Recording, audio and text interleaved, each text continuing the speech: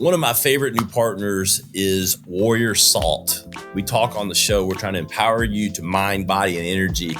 Energy starts with being hydrated. Let me tell you, after a workout and with eating, if you're eating a healthy diet, it's hard to get enough sodium. Well, you wouldn't believe it. We were coached for so long that sodium's bad, but that's why I love this partner. No BS, just electrolytes. They keep it simple. We're talking about fruit powder and salt. There's no stevia, no citric acid, none of the bad stuff, just the stuff you need to stay hydrated. That's what I'm doing. I go to a workout, before workout, after workout. You need it both. If you're thirsty, you've waited too long. That's the point. With Warrior Salt, again, it's all about simple hydration that you need without anything that you don't want. One of the official partners here of Vibe Science as we take you to your highest vibe. I'm a product of my failures. I'm not a product of success. What does success teach me? You know what it's taught me? I got lucky. You know what failure taught me? This is where you need to work. This is where you're having shortcomings. This is where you need to put your focus. Parenting is difficult. It's not easy, especially in today's society. We are continuously moving at a pace that is just not humanly possible. And we now have a change that had never existed prior in the form of technology. You cannot put this genie back in the bottle. I say embrace it. It's a training tool. It's a teaching tool. As a clinical therapist, the way it's set up, it's very difficult. Not everybody has access to mental health professionals. ChatGPT can be that, and there are pitfalls with that. But I say, look, as a starting point, go there. This is Vibe Science, a top 100 wellness podcast presented by the Radcast Network, breaking wellness barriers and making health truly personal. Here are your hosts, Ryan Alford and Chris Hansen. Hey guys, welcome to Vibe Science. We're always taking you to your highest vibe. It's about mind, body, energy as we navigate you to your highest space. Chris Hansen down in Miami, always joining me. We'll forgive his construction going on. So if you hear it, just know that this is all part of the plan. It's actually a vibration to bring alive you on this episode. And, you know, we got a Navy SEAL in the house. We appreciate his service. We want to welcome Tom LaGrave to the show. He is the author of a best-selling book, and he is is it clinical social worker? Did I hear that right, Tom? Licensed clinical social worker, LCSW. There you go. Want to make sure I get that right. Really appreciate the work you're doing as the father of 4 boys. Our kids need it now more than ever. We were talking pre-episode about, I mentioned this disease of me that seems to be going on. And I know you're working with kids and trying to get them in the right headspace. And boy, do we need it now more than ever. Yeah, I created a program based off of the rite of passage. It was what I saw. I'd been working with actually almost 2 generations of youth. I started with the millennials and then shifted into Generation Z, and looking at how much alike we were. I'm a boomer, and so looking at the similarities, but then seeing where the differences were. And what I saw was the missing piece was the actual guiding of our youth from adolescence to adulthood. That rite of passage is ancient. It's gone, you can find that going back to, way back into antiquity. And in all of the vast ways that we have looked at how you train and teach our kids, early on, there was no communications. They were, distances were so far apart that you didn't have ways of knowing what anyone over the next mound was doing. And when I looked at it, looking back into the future or into the past, I saw that the similarities, even though they didn't communicate, the rite of passage was the same in all cultures. And today it's missing in ours. That's fascinating. It's not surprising. Chris, I mean, I don't know. I don't know that there's a perfect formula for anything, but that is enlightening that it's so clear to you, who's someone who's studying this, that is a key component missing. Chris, thoughts there? Yeah, I actually talked about this quite a bit with my friends sorry about the drilling guys, but I always refer to, the Native Americans, for example, they would have these, you're coming of age, right? Whether it's your first hunt or you go do a peyote ceremony on the top of a mountaintop, or you had, from boy to manhood. And that's something I think we've lost in society, right? I think I was fortunate to go to some of these summer camps in North Carolina that kind of had, these little ceremonies, and we would have these little rituals and stuff that would kind of emulate that. Even as a kid, I was in a group with my dad called Indian Guides, and we go camping once a month with our dads. And, part of, we could kill our first deer and they, rub the blood on your face and stuff like that. And I didn't even realize how even uncommon that is now, but I think as a society, we've really lost that, I guess, unless you were maybe look at certain, like the Jewish religion, right? They have the bar mitzvahs, bat mitzvahs, and there's debutante balls and stuff like that still happen where women are coming into society. But I think as men, we've really lost this journey from boyhood to manhood that, like Tom said, has been going on for eons and eons until really, I don't know, the last, 50, 100 years, it's just disappeared. Yeah, you can run that back to the early 1900s. That's the Industrial Revolution. We went from the farm into the city. And that's interesting that you brought up why Indian Guides. That was the beginning for me also. And that rite of passage, I could remember it so well and how profound it was because you had your father there. See, the thing today is that we do not no longer teach by behavior, by my actions. And we don't guide our young people from adolescence to adulthood by actually walking with them.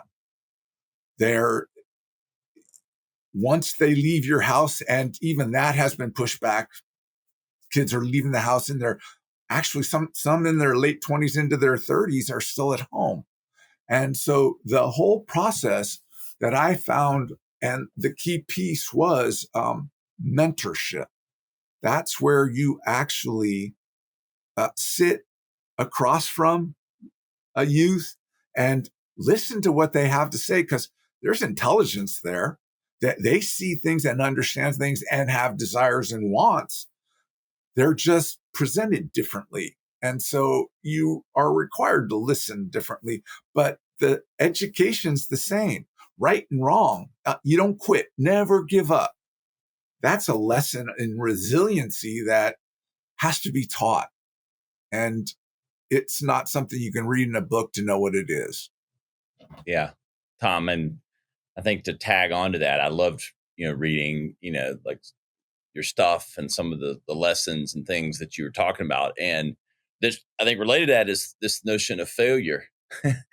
If you aren't even given the opportunity to fail, because you're always catching them, or, you have to be able to go through that resiliency and teach a little bit of grit to our youth. And my wife and I are not perfect, but we set our kids up to do difficult things. And if they're not good at something, that's not a reason not to do it. But we're never going to put them in an unsafe environment. But at the same time, again, I don't want to judge. I hate using terms that are like, coddling, but it's like, I don't know what else to call it. And it's like, you're not helping your child by coddling and not allowing them the opportunity to both learn and fail. And that's, am I taking, I think it comes obvious to me, but it's not obvious to everyone. And clearly that's something you preach, right? Right, Tom?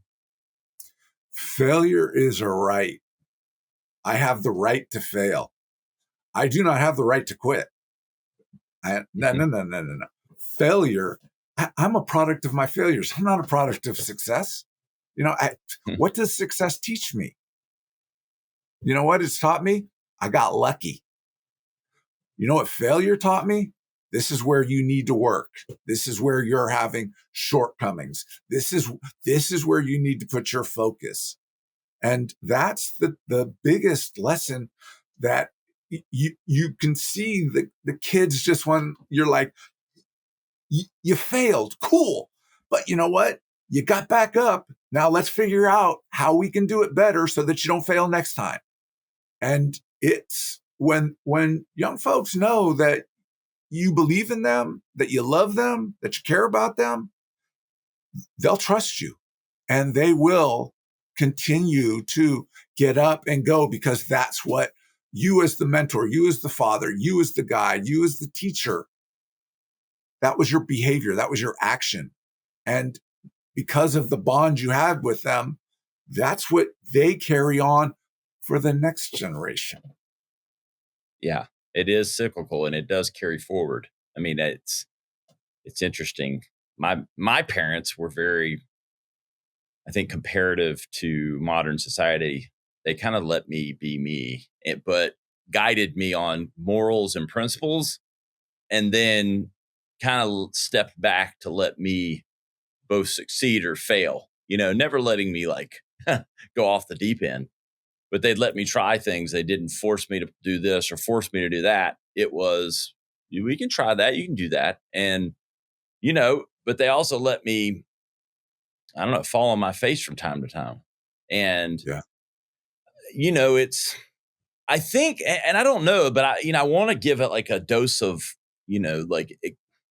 forgiveness to maybe society or where they are, which is, I think, and I see this, when you grow up with very little, our country's progressed a lot, and when you grow up with nothing, and you have something and you grew up with nothing, you want to overcompensate with the children, but you're not, but you're not also helping in that regard. But I think a lot of it can be chalked up to that. And again, at a certain point, that doesn't become a crutch or an excuse.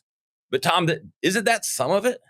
You nailed that one perfectly, because I am a generation. The boomer was the generation that had from the greatest generation, and they went and fought World War II. But they also were the generation that grew up during the Depression in ways that we have no idea. My grandfather was the oldest son in a family of like 8, and his great grandfather passed away. And at the age of 16, he had to go to work because he was the man of the house, left school and never turned back, and was a success in his entire life by raising his family as a kid. Now, put our youth into that position today, it's not going to happen. Culture and times have changed. And here's the thing that I wanted to make the point of. The greatest generation made a mistake by giving the boomers too much. They went without. They went to war. They knew sacrifice, and they wanted our kids, us, to not, to have it better. Backfire. Look at the 60s. You know what? That generation of boomer, there's 2 of us. The generation that chose to go to Vietnam or not, and the generation that was too young to go. And we all sat in there, and our behaviors set in motion what we're looking at today, because the boomers, society needed to be changed. The generation of my grandparents, it wasn't working anymore. The sin of the boomer generation was they changed society, but they didn't replace it with something equal or better. And that is the low, slow roll of what we have today. And if there's anyone to blame, it sits right now in front of you as a boomer who did not understand the sacrifice that was necessary. And then it went to Generation X. That was the beginning change. And what we're seeing at and looking at today is because of the misunderstanding of the greatest generation raising the boomer generation. And we just had the big, beautiful bill signed. And what that was all about was, because how society has shifted, we just gave our grandkids a bill, not a great, big, beautiful bill, but the financial, requirement of paying that back.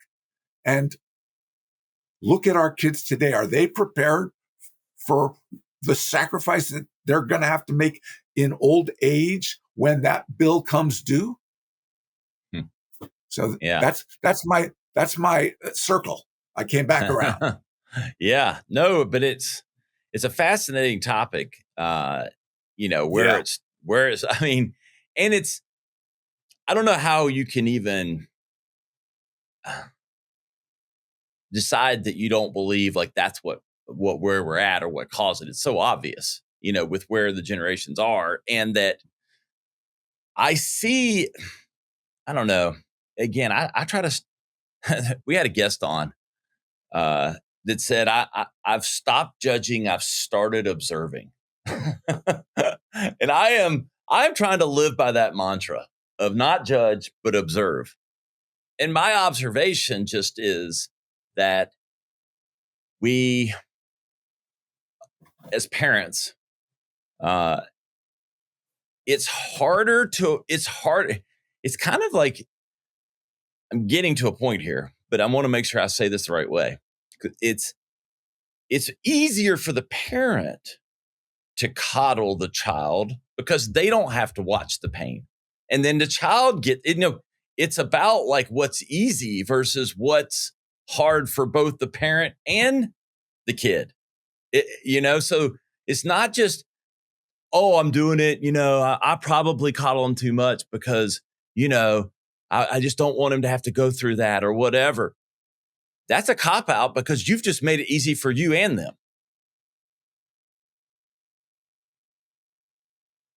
Would you agree with that, Tom? Yes. And the piece with it is look, parenting is difficult. It's not easy, especially in today's society. So we are, continuously moving at a pace that is just not humanly possible. And we now have a change that had never existed prior in the form of technology. And we haven't even touched on how the technology affects the family, the kid, the society. And it plays such a huge role because that genie can't be put back in the bottle. And now, what is it? GPT just came out with, version 5. And this is the PhD level one. So now you've got your kids going to school with a PhD in their back pocket.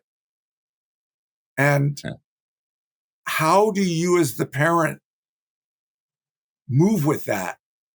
In the greatest thing that I as parents is to teach our kids how to live in this society.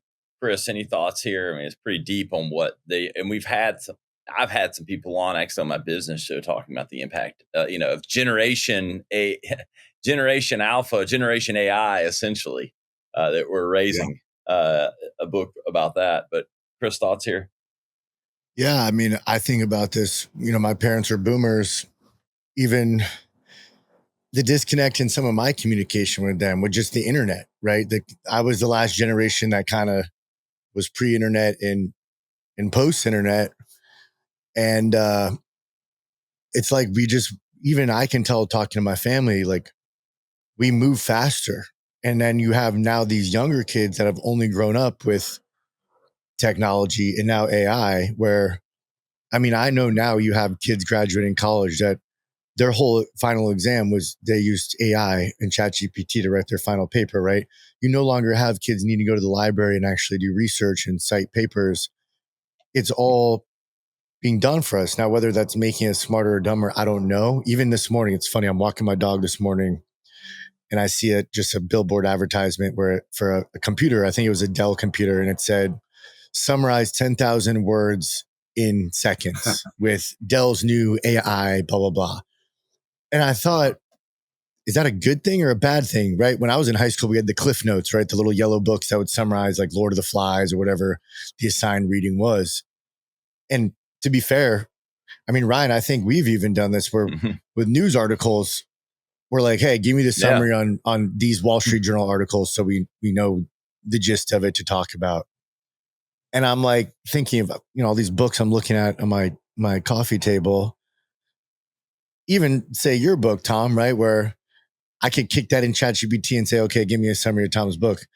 But am I still missing like the sauce, right? The soul, like we've gotten so used to hyper computing everything, but what are we sacrificing for that? And that's kind of, yeah. But like, are we training our kids now to just become like hyper fast processing information absorbers instead of feeling anything? Right. And I think that's where we're running into problems with society is we're getting all this information, but how are we processing our emotions, and are we even in touch with our emotions anymore? Tom, I'd like to add one thing to what Chris is saying to let you respond to it. Yeah. Because Chris has nailed some great points that I want to add one thing to get your perspective. I think I fall in the camp of this would be like kind of like not using the mic, like using flint and a stone instead of the microwave. Should we get afforded technology and all this, it gives us tools. To not use them would seem antiquated and not wise. So it'd be like not using the oven and using flint. Okay, I mean, it's great. If you're out camping and you've got 4 days and you have the time and you have is it great to embrace our nature and the old way of doing things? Absolutely, in that environment. But in everyday life, to not accept that these tools are here and use them, I think what we have to do is set up new challenges and new things that aren't the old way, which might have been the citations and the, not using the summary. I mean, I think to try to put that genie back in the bottle is going to be a very difficult task. I think the task becomes setting up new ways to create emotional intelligence, to challenge them, because writing the paper is no longer the challenge that it was 10 years ago. I think that's where I fall, but I'd love your perspective on all this, Tom. Yeah, because I am of the mind of what yours. You cannot put this genie back in the bottle. I say embrace it. I say use it. The fact of the matter is it's a training tool. It's a teaching tool. As a clinical therapist, you know what? The way it's set up, it's very difficult. Not everybody has access to mental health professionals. ChatGPT can be that, and there are pitfalls with that. But I say, look, as a starting point, go there. And as a parent, you know what? You tell your kid that you're feeling a little down. You're watching your child, and you're watching and you're seeing, but you don't know how to get them to talk. So you tell them, I'm feeling what you're seeing of them. They're depressed and they're quiet, and say, hey, show me how to use that ChatGPT. And I'm feeling a little depressed and down. See and use it to teach you how to use what your kids are using. Because then you turn the conversation around and say, what have you asked it? And stand by and be prepared for what your kids are going to tell you, because you're not going to necessarily like what where they're going on that internet or with that ChatGPT. But my take on it, embrace it. Use it as a tool. You cannot escape. And why should we escape? Use it. I use it. Yeah. But I do think we have to set up, and I struggle with this because my wife is the principal of a middle school. She's devoted her life in her. Yeah. She's a saint. Wow. She has a special place in heaven, like reserved for her.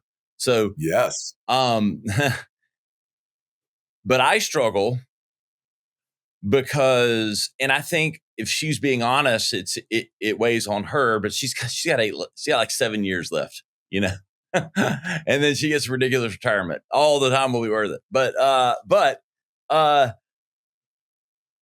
teaching things that like they're learning things that it's like, should we still be teaching and learning these same things that we did 40 years ago? when ChatGPT is the calculator in your hand for all these things.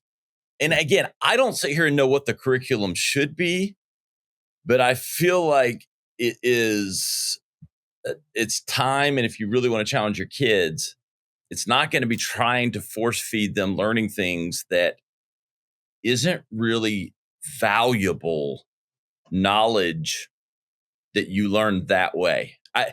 It's a complicated topic, but I think we need, I almost think it's back to the past. We need to put them in military or something like that. And this is an excellent way to do that. Look, 16 Minutes had it on years ago, and I've since researched it back.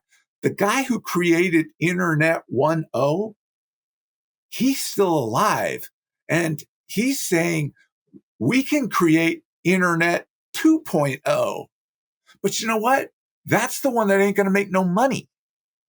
And until we get past that, and we have to ask what our kids are worth it. Your wife, the angel, she needs more than ever us to create a new platform specifically for our youth, since we just gave them a big fat bill that they're going to have to pay for.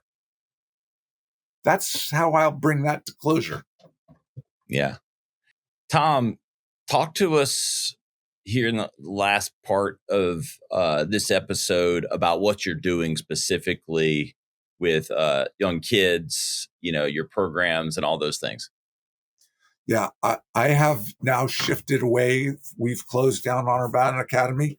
Now, if you go to the Honor Bound Academy, all one word, all lowercase, thehonorboundacademy.org, you can see all my research, all the material, everything that was done there. I have now turned it around and becoming a speaker, bringing to the various communities what that knowledge had taught me, and bringing it now to the next generation of parents who've got kids that are sitting there and feel lost, confused. And so where I'm at right now is I still do a little therapy on the side just to keep my hand in the mix. But I do a lot of volunteer work and a lot of speaking engagements. And what are maybe the 3 or 4 core things you're talking about most with parents and or in counseling? Yeah, the thing is that you really do need to educate yourself on the technology. Our kids are so much more advanced, and there is a dark side to it. And what happens is that kids end up not having the ability to share with you because they end up in a room or in on the dark web, and you've got people that hover in there that are telling our kids things that we as parents don't want them to know. And you need to be aware of where your kids are on the internet. And the other one is you can now order from in your bedroom, whatever drug of choice you want. So if you're a 13, 14-year-old and you want to experiment, you can have it delivered to your front door, timed for when your parents aren't there so that you can get it, go upstairs into your room, do it, find that you got a hot shot, that it was fentanyl that you just snorted, and your parents are going to walk in on you, and it's the nightmare of all parents. That's the conversations I'm having. Know what your kids are doing today. You got to ask them that. Awake and attention. Parents need to be both. They need to be awake, and they need to give attention. Just know where your kids are at. Just, you know what? And then here, let me leave you with this. I've had parents say that I'm a terrible parent. You know what? I just don't feel I can do. And I just wait. Answer me one question. Do your kids know that you love them? And the parents are always, yeah, of course they know I love them.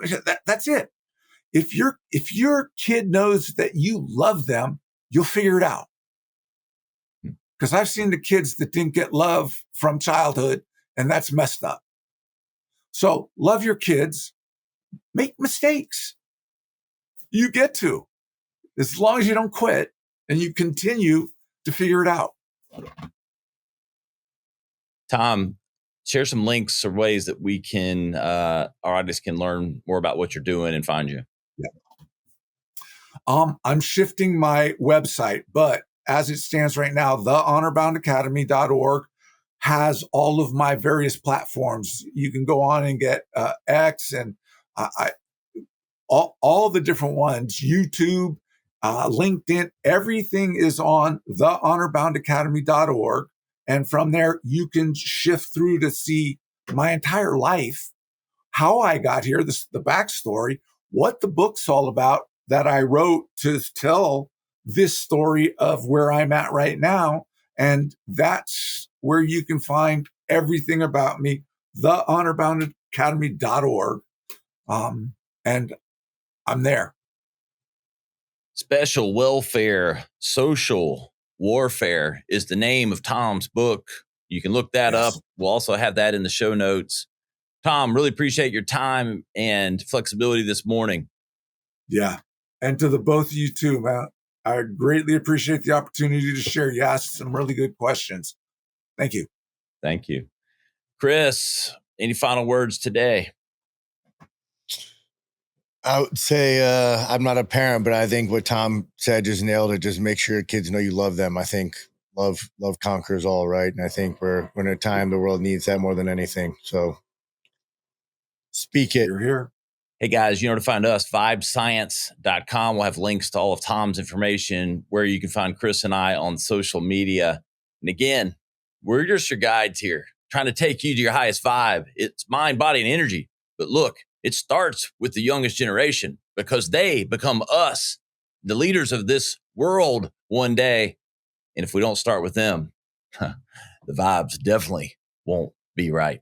We'll see you next time on Vibe Science. The content discussed on this show is provided for reference and educational purposes. The content is not an attempt to practice medicine or provide specific medical advice. Always consult your personal physician for medical advice and proper diagnosis. Thanks for listening. This is Vibe Science. To learn more or watch full episodes, visit vibesciencepodcast.com. Here's to discovering your highest vibe